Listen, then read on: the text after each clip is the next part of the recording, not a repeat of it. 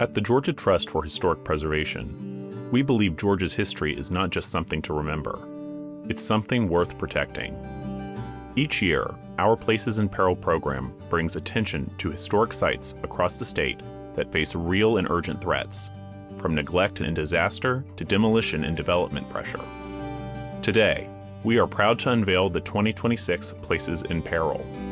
This year's list reflects the diversity of Georgia's history, shaped by education, faith, industry, recreation, and civic life. From the Boggs Rural Life Center in Burke County, a landmark of African American education, to the last remaining civilian conservation corps camp in Georgia at Hard Labor Creek State Park. From Eggleston Hall at All Saints Episcopal Church in Midtown Atlanta, to Legion Pool, a WPA-era gathering place on the University of Georgia campus. From the McCraney Turpentine Still, a rare survivor of Georgia's naval stores industry, to Orange Hall, a Greek revival landmark in St. Mary's, nearing its bicentennial.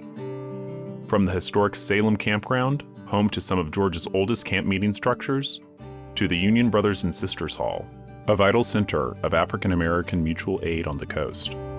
And from the Thomas L. Bell Memorial Ballpark, a rare WPA-era wooden stadium and symbol of Americus' baseball legacy, to the Wayne County Courthouse, damaged by fire, but central to civic life in Jessup.